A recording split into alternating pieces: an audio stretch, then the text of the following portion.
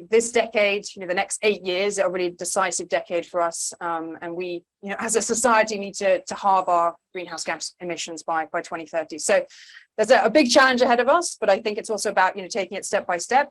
And one real theme that obviously is being covered today is this need for collaboration, where once competitors would be sort of focusing on what they're doing, now it's about how do we work together to reach this very challenging and ambitious goal, but one that, I think those companies that don't engage will kind of cease to exist in a few years. So it's really important to have that collaboration.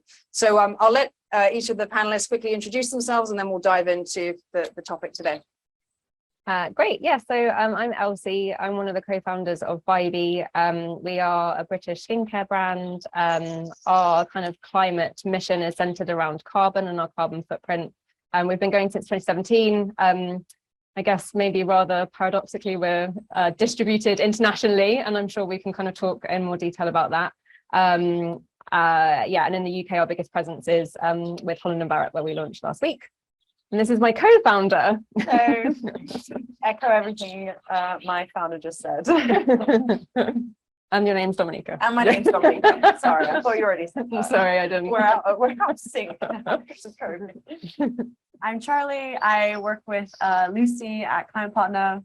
Before Climate Partner, specialized in environmental technology and big data. Started my own business called Get Insight around helping SMEs get to net zero. I think a lot of small businesses are kept out of the picture, and essentially I want to prove to small businesses that it can be easy and it doesn't have to bust their budget. So that's been my mission since I graduated a couple of years ago. And we've been working together for a little while. So before Climate Partner and then since then on all of our footprinting.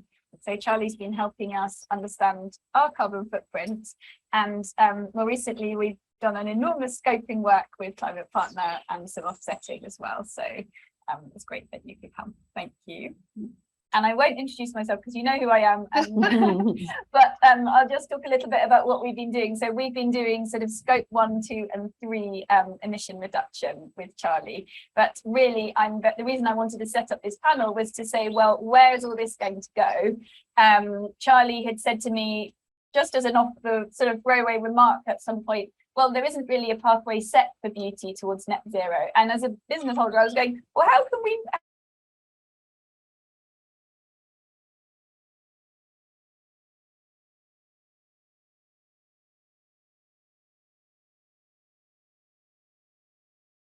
First and foremost, I am a beauty obsessive and junkie. I'm a beauty holic, so I'm fully putting it out there.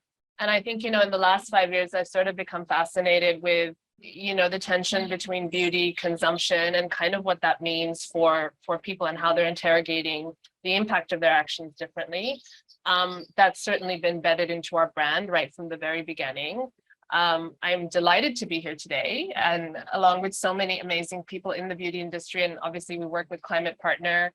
We're really at the beginning of our net zero journey, where we're learning like everyone else, and we're trying to stay honest with all of our actions. We know that this is a priority for our customer, and so I'm here to share what we've learned in the last couple of years. So thank you for having me. You're really welcome. Thanks for coming, and thanks Bybi for coming too. Thanks for having us.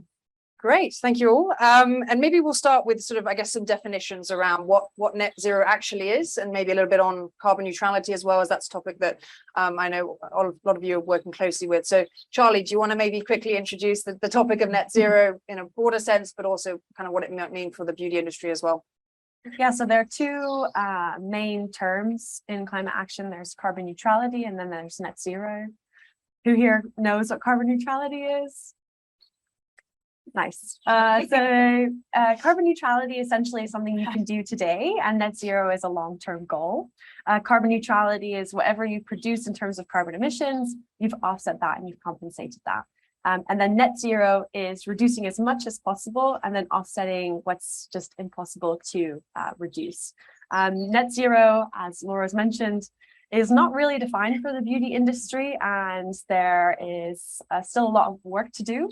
The beauty industry, I guess, is on this weird interim where some beauty companies use synthetic material, and so would have to have a net zero around kind of chemicals, manufacturing. And then some beauty companies need natural ingredients, and so are more on the agricultural cusp. So there are a load of different defined net zero pathways, but beauty kind of span quite a few of those. But essentially, to give you a picture, net zero means that you reduce your scope 1 and 2 emissions by 90%, and your scope 3 emissions by 63%. So scope 1 and 2 is anything direct, so the electricity you're using, if you have any vehicles and you're using diesel, and then scope 3 is essentially the products that you are producing. So that's what we know to date. And then what you can't reduce, you offset. And I know offsetting has a negative connotation, and essentially if you do offset and then don't do nothing, that is pretty bad. But offsetting is a way for companies to basically pick up their litter, pick up their carbon dioxide that they've put into the atmosphere. And essentially, if we are littering and we've produced things already, then we need to actually take action. So offsetting is not the solution, but is a crucial part in both carbon neutrality and also net zero. And essentially, net zero, to put it super, super simply, it's just 6% reduction year on year, which is really nothing. And it's something we can do today and we can start talking about. And if we try and achieve for more than 6%, we look at the now and we look at the how. It's these baby steps that can lead to this bigger, a bit more daunting 90% reduction overall. Thanks, Charlie. Yeah, and I think the topic of sort of net zero is quite daunting. You think, okay, how are we going to reduce 90% or 67% by a certain year? And so I think it's great to break it down into something more tangible. What does that mean in terms of this year, next year, and sort of looking at those maybe smaller reductions. But I think the real challenge is sort of looking at what we can achieve today and what has already been achieved by great brands and learning from each other, but also about saying, okay, this is an ambitious target. What do we need to do in order to get there? And what kind of changes do we need to make in our supply chain and the way that we work? So maybe it'd be useful to hear a little bit from Bybi on in terms of what you've done so far in climate action, if it's measuring any reductions that you've made or offsetting. It'd be good to hear.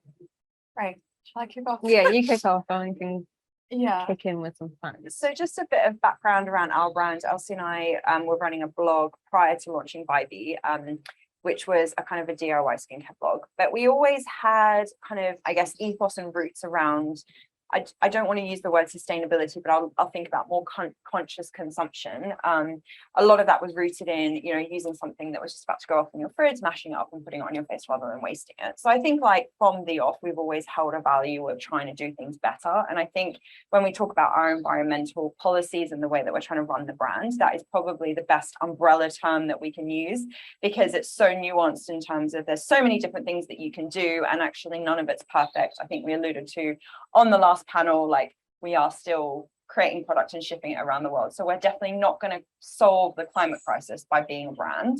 So doing better for us is just interrogating the decisions and making better choices when those choices are presented to us. And we do that across our entire business, not just in terms of our carbon footprint.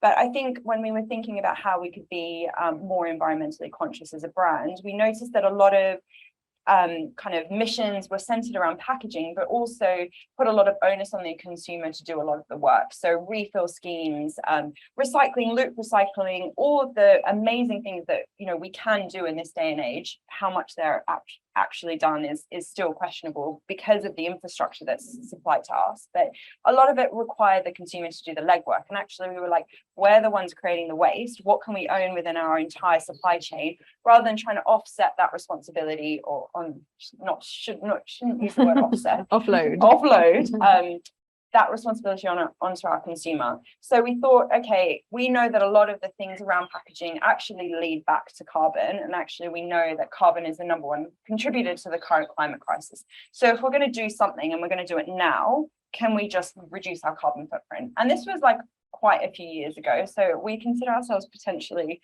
a bit radical and, dare I say, innovative, but we often think about things before the consumer has even grasped it. And that has been to a detriment and our advantage, depending on which situation we've been in.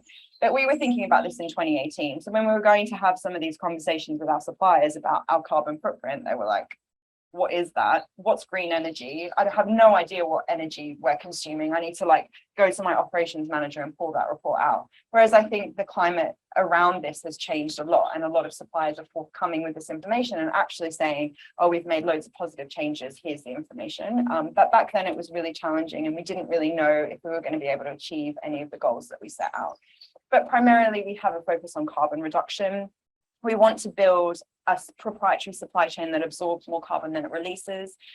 There's a lot of different ways that we approach that, but essentially what we're trying to do with that is actually, can we have a positive impact? You know, we do offset, but we try to avoid it, because actually what our focus is reducing our carbon emissions, so we don't even have to offset. And there's a number of ways that we can sequester and inset emissions within our own supply chain, depending on the methodology, of course, that you use. But we feel like making a lot of positive decisions around using low carbon production methods, low carbon materials, and reducing unnecessary transport is an amazing way that we can reduce our carbon footprint.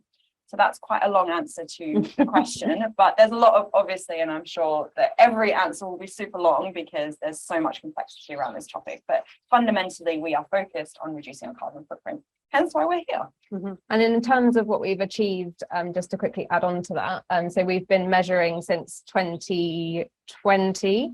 What year are we? 22, yeah. We set ourselves a target in the absence of, like what we've already discussed, in the absence of net zero really being kind of regulated in the beauty industry. We decided to take matters into our own hands and set ourselves our own target of carbon and sustainability. So yeah, that's Bybi. No, that's great. Thanks. And I think that's, yeah, Charlie and I obviously work with lots of companies across beauty, but also food and various manufacturing. And I think that is the challenge of sort of, when you look at the reductions, how can you reduce if you're continuing to grow and, you know, with.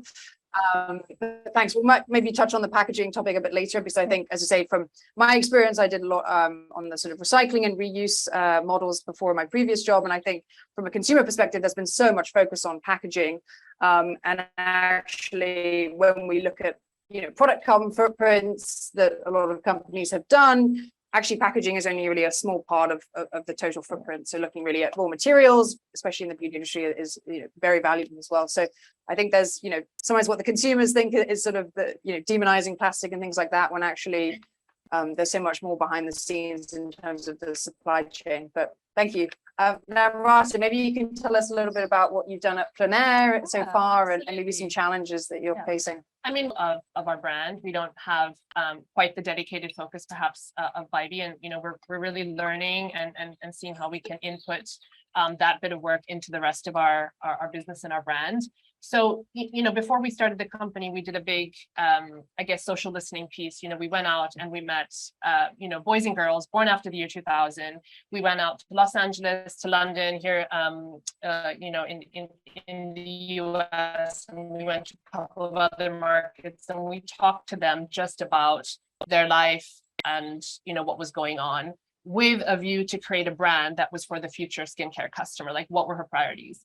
And I think, you know, even this was like in 2017, I want to say, even back then, this idea of circularity, of consumption, of the impact of consumption, you know, we talked to a girl in California and she was worried about water, you know, she was talking about waterless. This is, you know, back then, how to recycle. So for us, you know, carbon is a bigger part of the whole brand. You know, our overall goal, as we saw when we talked to these, you know, young men and women, is around connecting beauty and emotional well-being. You know, this is our founding ethos. It's like the beauty industry has always focused on, you know, problem solution, you know, or, you know, this idea of looking a certain way. And we really wanted to turn that idea on its head. And we wanted to say, well, you're not a problem to be solved, and you're not racing to get to an end goal with this process. It's really about you investing in yourself. And I think holistically, net zero and carbon is a big piece of that puzzle and a big piece of that conversation, because you know, as a founder and as a business, it enables us to really get behind measuring what we're doing.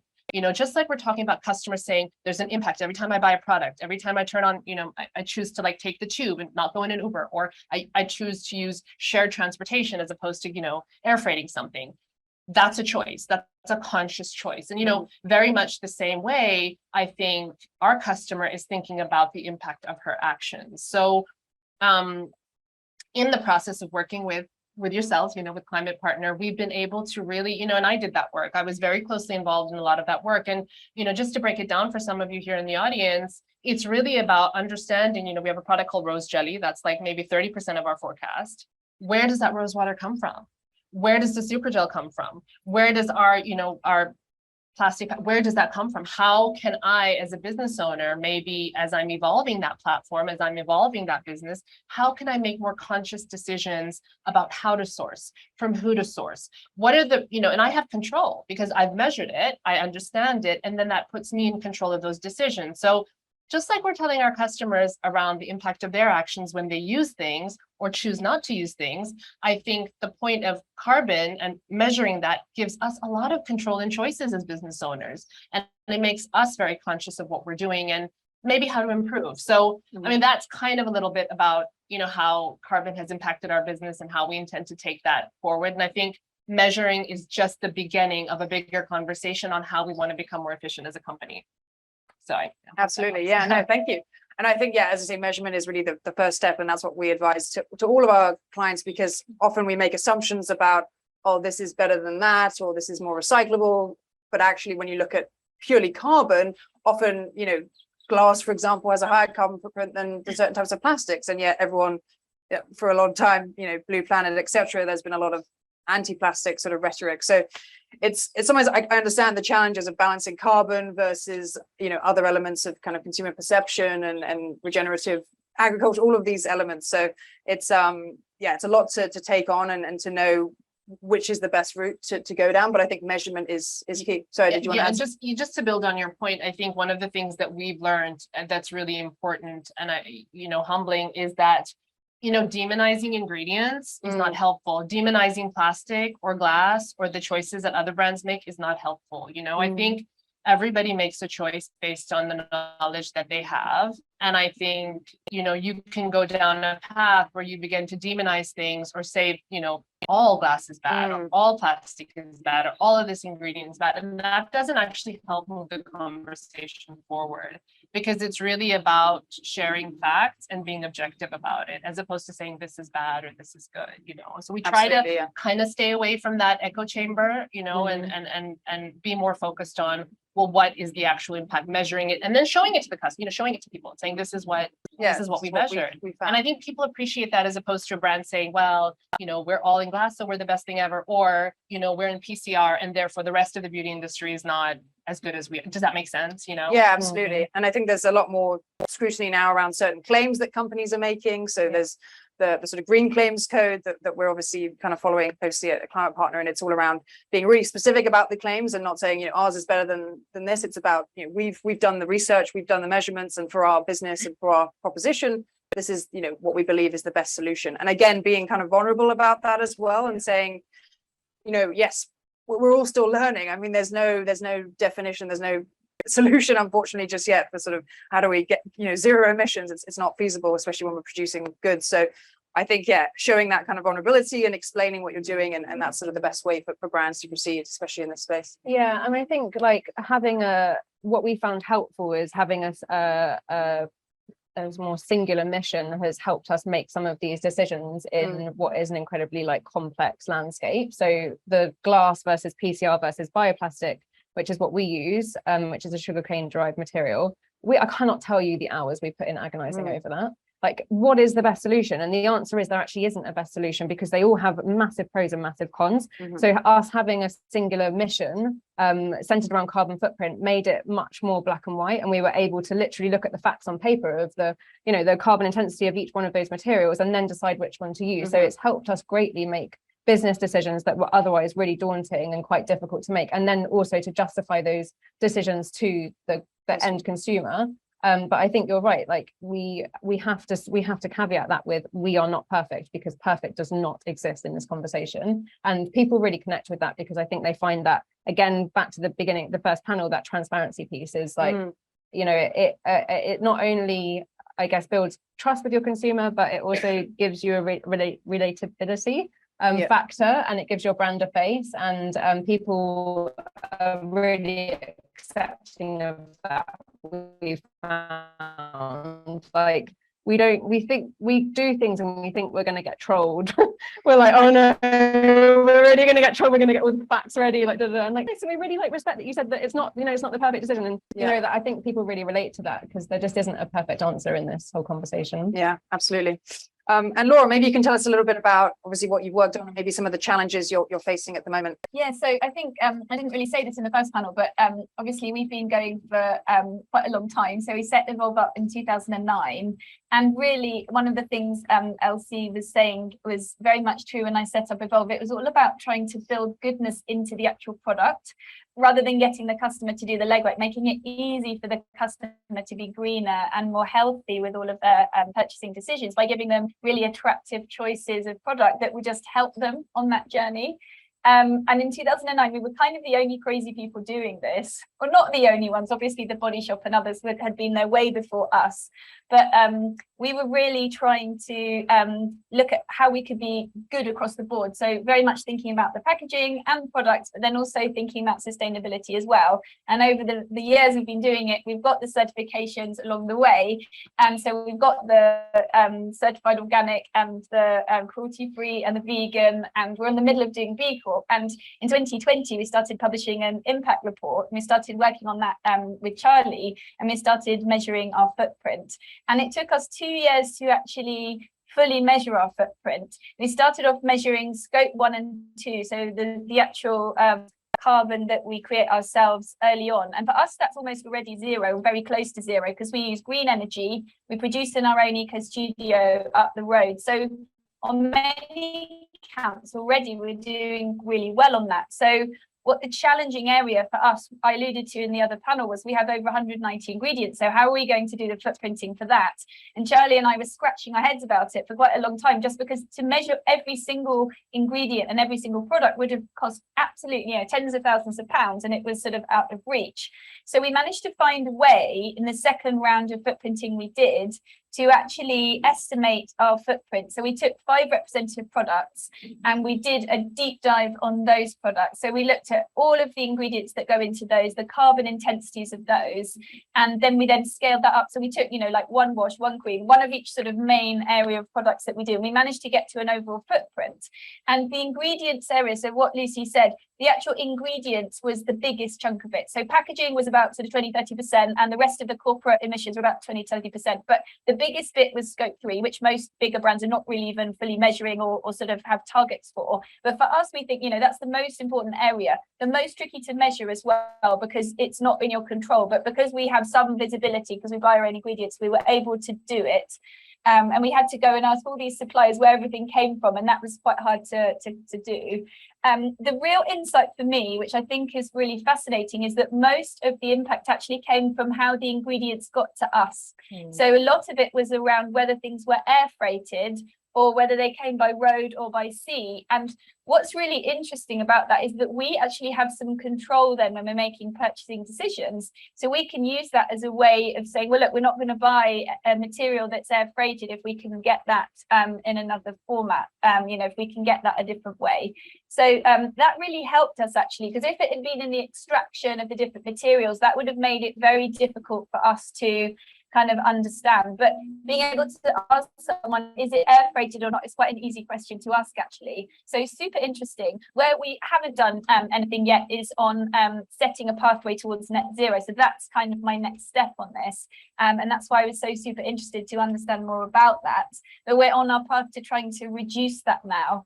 And we're balancing it against other things. So we aren't single focused on carbon. I would say if we're anything, we're single focused on wellness. And we do still use glass because I'm sometimes worried about plastic and interaction between plastic ingredients and people.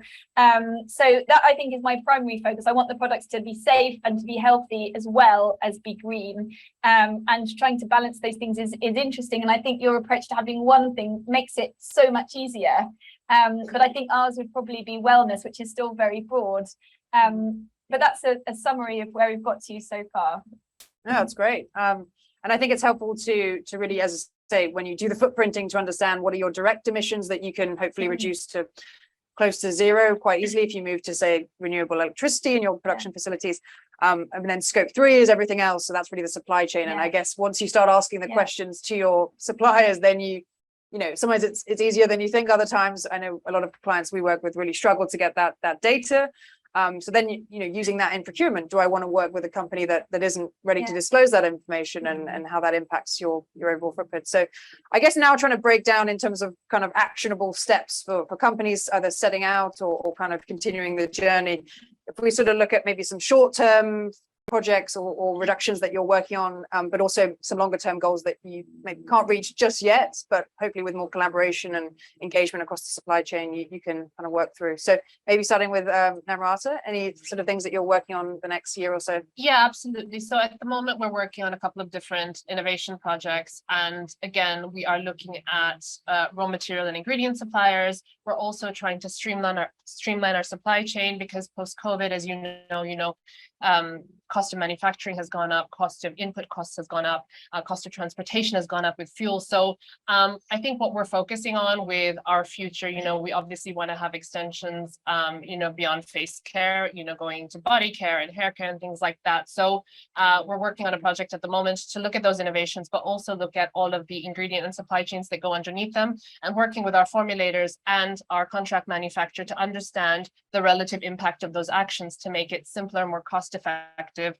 and more carbon efficient. And I think, you know, if we hadn't done that piece of work, and if we hadn't looked at it in the way that we did, in the level of detail that we did, we wouldn't really have the framework to carry on with these projects. And I think, of course, we are in the situation we are with our current, you know, product range. And, you know, when we go on to sort of, you know, we're looking at now in the future, like for rose jelly, which is one of our biggest sellers, you know, rose jelly 2.0, like we're reformulating with collagen and things like that for the future. So again, it's looking at, well, when we get to that 2.0 stage and we relaunch that platform, how are we going to do it in a way that's more efficient and makes more sense with the kind of framework that we have through the work that we've done with Climate Partner. So those are some of the small things that we're doing in-house right now to make our company more carbon efficient for the future. Great, super. And maybe Charlie, you can maybe share some examples of what some of our partners longer term, maybe beauty or other industries as well. Yeah, I feel like there's two branches to action towards reducing your carbon. There are solutions that are available, so switching to renewable energy or going for a electric vehicle fleets, for example, DPD's green energy logistics. And then there are solutions that don't exist, for example, packaging. I think a lot of solutions are still needed within packaging to make it as low carbon as possible. So I think on one end, you have to start budgeting and looking at how realistic it is to switch to solutions that do exist. And then there's also putting aside time from someone from your team to dedicate an hour, 2 hours per week to having a look at researching, attending events, etc., to suss out where that innovation is and where you could start investing some of your money to encourage new startups and new businesses to keep going with their innovative solutions.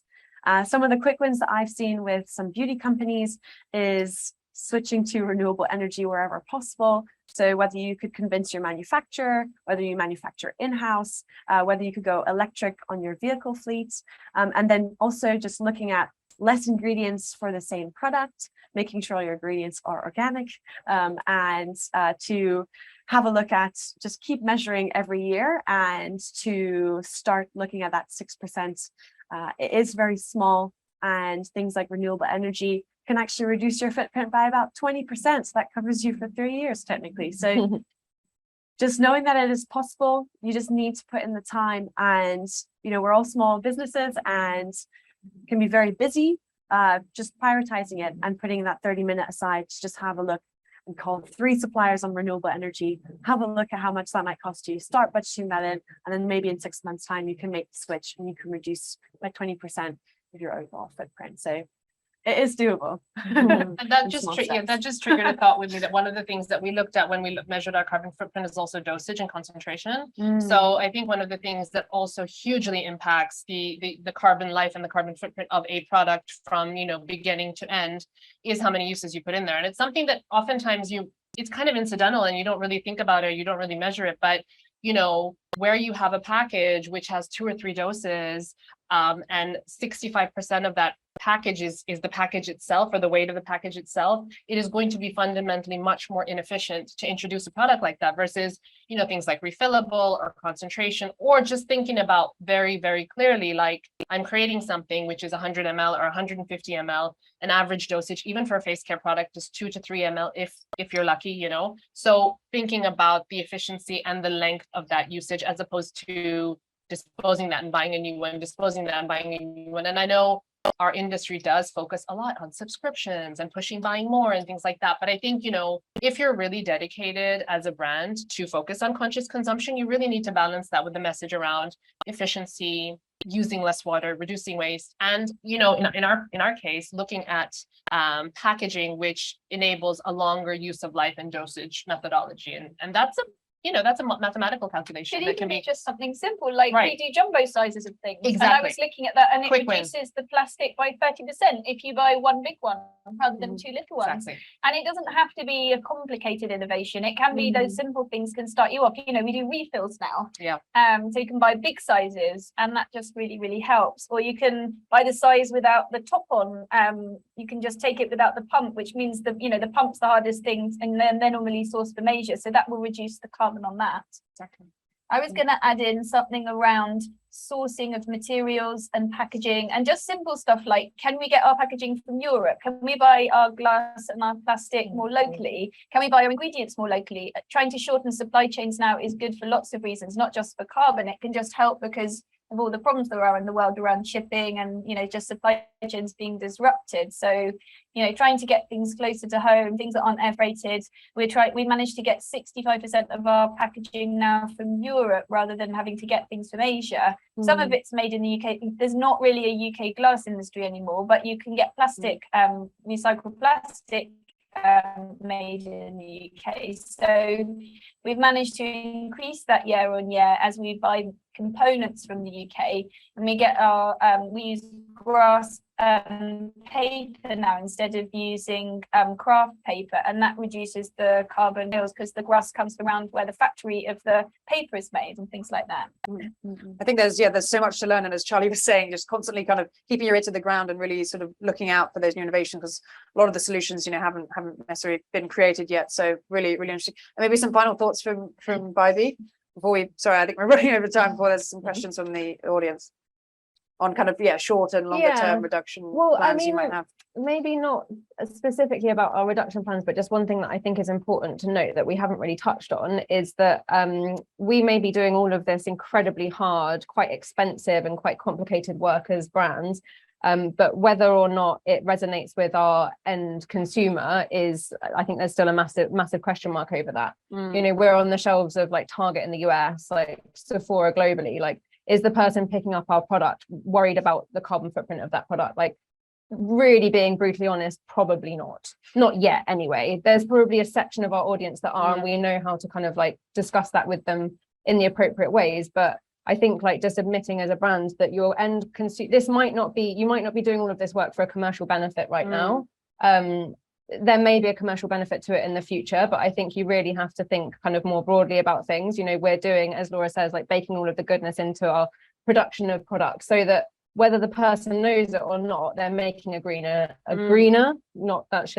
what does green mean? Who knows? A more conscious choice. And, you know, there are going to be times when you dial up or dial down the messaging around this. And you have to just be kind of frank that some people just don't care. Like, they really don't. That's just where we are at the moment. And in those instances, you know, product performance, the way your product is branded, like those kind of things are all still really, really important. And often we find that the performance message is a one that resonates more with our audience than the sustainability, and the sustainability comes second. And might be a reason that they stay with us. Maybe it's a customer retention piece rather than an acquisition piece. But I think we are all, clearly everybody here today is really passionate about this subject, but the end consumer probably isn't quite there yet. And I think just being really mindful of that as a brand is really important. Yeah, thank you. I think there's a lot of education still to be done. And I think, there's some consumers that are super aware of this and they're always looking for the credentials, but a lot of consumers are not maybe there yet, but it's sort of like, well, nevertheless, we should all endeavor to be as sustainable as we can from the outset. But I think, you're right. There's still, and it does, I think, differ from market to market as well. We find in the UK, more consumers are aware of it, whereas, other markets maybe less so. So I think it's about doing as much as you can, as best as you can, kind of, I guess, regardless of the sort of commercial benefits. But of course, I understand there's always going to be that challenge of balancing the commercials versus, the sustainability costs and hopefully using that as a differentiator as well. Sorry, are there questions from the audience for any of the panelists? I'm not sure I'm going to word this correctly, so forgive me if I ramble. It's just about what you were talking about right now. And it's that balance of being aware and caring don't necessarily always go together. People are aware and then it's too much hassle for them. They can't be bothered. Totally. Do you find, and this is to all the brands, do you find that there is a difference in terms of the different kind of, Gen Z, the millennials, Gen X, in terms of age groups? And does that change how you speak to or who you speak to about your brands? I mean, I think from the Plenaire perspective, I can tell you that when we did our work, we looked obviously at the millennial cohort. We looked at obviously Gen X and then the millennial cohort, and then we looked at a group of consumers who were born after the year 2000, and we did that piece of work with their parents. So their parents were very much involved in this conversation with these both. One of the things that we saw with Gen Z is there was a real desire. They were much more altruistic than previous age cohorts. So they were really thinking about that in a different way. And the choice of brand was really focused on transparency, what the founding vision of the founder is. They really wanted to vote with their pockets for brands that did good. At least this is what they said. I mean, me being the sort of cynic that I am, their idea to the world is, I want to buy a brand that does good. Sorry, can I ask you, were they prepared to pay more for that? Definitely. I mean, I think our focus has been Western Europe and North America. So when we're talking to this age cohort, and I cannot talk for developed markets, but when we're talking to this age cohort with their parents in places like Western Europe and North America, there is definitely a desire to pay that extra price. And if you look at the premiumization that's happening in athleisure wear or fashion or technology or food, you can see that premiumization is happening in every industry, in every sector. People are willing to pay a little bit more for a brand or a company that is founded on goals and vision that is sustainable. And that's a fact. I mean, there's studies that support this. It was certainly borne out in the work that we did with young men and women born after the year 2000. And by the way, the other thing that we learned was it wasn't just them. They were educating their grandparents about, hey, what are the benefits to the planet for being vegan? The cowspiracy thing and all that. They were really using their social media platforms as a way to educate as well as empower their other family members. So, you had right up the whole age piano people listening to this, because one of the biggest things we saw with Gen Z is they are able to exert influence in their own social circles and their family in a way that is very, very different from previous age cohorts. So that has been really interesting to see how they do that and how they're all kind of mini influencers in their own circle.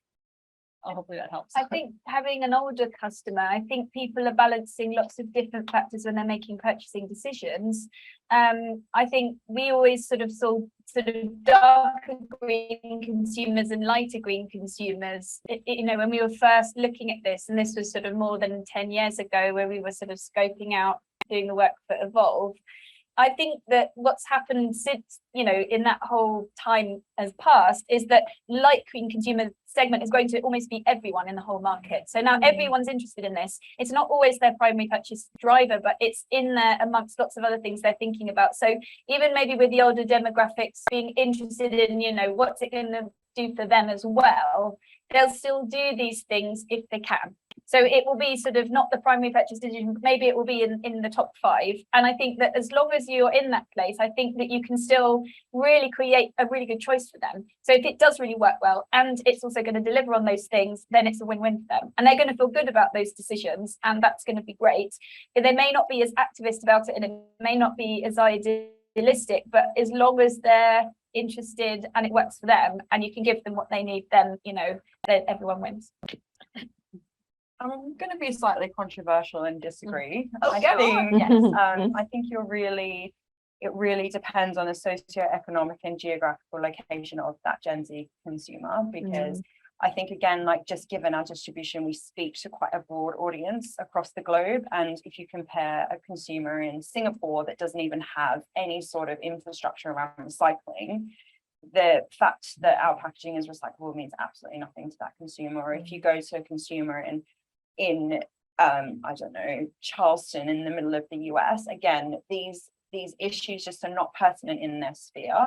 And I think price, again, I think with the current climate around like the cost of living, I think that we cannot expect our consumers to pay a premium. And I think this is something that we've always battled with. And people always ask, like, how are your products so affordable? Yes, there's probably like sneaky things we do behind the scenes, but really we just take less profit. We squeeze our margins, because for us, it's so important that our prices are relative to our competitors that are less green, less clean, less sustainable, whatever we want the bad camp to be, because consumers, from our perspective and the research that we've done, just will not pay more. And that's not just pay more, but they won't compromise on it. Product performance, which is what Elsie touched on, brand aesthetic, functionality, and distribution. So I think, again, that's why we've really targeted really mainstream distributors, because if your product is difficult to find, again, you're putting a barrier to that purchase driver. So I think, yes, there is definitely a cohort of audiences in every age demographic that are super passionate. I mean, we're an example of that. We span many age demographics here and we're all super passionate about this. But I think we're still a micro subset, because the comms around it for consumers is so confusing. I mean, we've thrown around how many terms, and we're all probably the more educated group of consumers. The consumer just doesn't understand what's conscious, what's green. If someone just puts a green leaf on something, they'll just pick up and think, oh, it's green, So I think that there's such a long way to go for that consumer. There is definitely a group that are really passionate about it, but it's, from what we have really drilled into, it's not a main purchasing driver, which is why it's important that we do things behind the scenes. And then when that questions are asked, we're like, yeah, we do this, we do that, but it's not going to be our primary message. Yeah, and I think it's really down to, what stage of growth you're at and who you're targeting pretty much. We're targeting probably with our brand, or perhaps with Evolve as well, we're targeting perhaps a very a person who is eco-conscious, a person who is like kind of aware of all these issues. And that is a smaller subset of, the bigger audience that's out there, right? Where the big commercial brands, I always go back to my Unilever days when we had like Vaseline, and people were like, oh, there's mineral oil in Vaseline. And we're like, yeah, I mean, there's a lady in, Africa or India, and she has $3 to spend to get something to happen. So I think there's no right or wrong answer. I feel like it's down to who your customer is, where they live, what their priorities are. And you're right, it's really important to keep the bigger perspective in mind, because there are people out there just like, recycling, what's that? I don't even have a curbside program. I don't even have the money to buy like basic things. But I think we are on a journey towards that becoming more aware, that the awareness growing. So having looked at it since 2008, before that 2005 and onwards, there is an enormous amount more people interested in it than then. So we are going in a positive direction, even if it is still not everyone. And I agree, you're right, it isn't everyone, but there is a lot more awareness about plastic waste and carbon and those things, and even there was 5 years ago. So I think it is going in a positive direction, which is good for all of our brands and for the world itself. I think that the economic crisis will make things interesting for smaller niche brands, where we do have a price premium, because people will have to trade down their spending, and I think it will cause challenges for customers, and be difficult. But we have to keep on talking those messages, being clear about them, and keeping on making nice products and delivering products that people want to use, where there's value where we can have a value add, I think. And also just driving, to kind of tie it back to the whole subject matter of this panel, driving the education and awareness that being conscious in beauty doesn't start and stop at packaging, that there is an entire supply chain that comes before that. before the product landing into your hands as the consumer. And the consumer should be thinking about that and interrogating brands as much as the brands need to be picking up the hard work and doing the heavy lifting there, which is kind of our point earlier. And I think really that does come down to us as brands to educate, but also, you know, the press, like comms, you know, we need to stop saying that if something's recyclable, then it's conscious, it's green, it's sustainable, it's whatever the term is. We have to be thinking about the rest of the supply chain and beauty in the same way that we've seen kind of fashion, certainly, and to an extent food do before us. And I think that, you know, that really can start with us as brands driving that awareness and just helping to educate on, you know, why it's important to be thinking about where your raw materials are from, as well as how you're producing, and the distribution of your products, which we kind of haven't touched on, but our distribution is 70% of our total emissions. Like literally how we get our product from our warehouse to wherever it's going in the world, that is nuts. And there's very little that we can do to control that. We can ask the question, as Laura said, but, you know, even with electric vehicles, like what energy are they being used to charge? Like, you know, there's how do we get that information? So there's just it's a big puzzle, and I think the consumer's only getting insight into a small part of it, and I think it's all of our responsibilities, everybody here, to kind of help change that. Sorry, can I add? This is like overkill on the question. Sorry, I think we've run over time, but one final remark from Charlie. Sorry, because I've worked with many businesses, and you're very right. Sometimes consumers just don't buy products because they're sustainable, but everyone is part of a business and everyone is an employee. And I think one of the big pressures that we can put is if you are part of a business, to put pressure on your business to do better. That costs you no money and it's free. I know a lot of you are influencers, you're all part of Instagram. Write to Instagram. Tell them, I want to see more sustainable stuff. I'm pretty popular and I'd like to see these things. So it's free of charge, and it puts pressure kind of on the reverse rather than waiting for consumers, busy moms, you know, founders, entrepreneurs to put that bill in when they have as much money. You're part of a business, it's free. Write to your boss, write to whoever you work with, and put pressure on them from the inside. Yeah, I love that. Great. Thank you very much. We'll have to leave it there. We've only gone over by 50 minutes. But thank you all to the panelists. And obviously we'll be here a few of us will be here, I think, after lunch or lunch. So if you have any more questions, then just ask. Thanks very much for taking time. Thank you to everyone for being involved in this, and thank you to Lucy for chairing it. And I believe now we have some delicious lunch behind you. So dig in, have some chats with us. If you didn't get a chance to ask your question, then please come and talk to us and we can talk about it over lunch. Thank you so much. Thank you.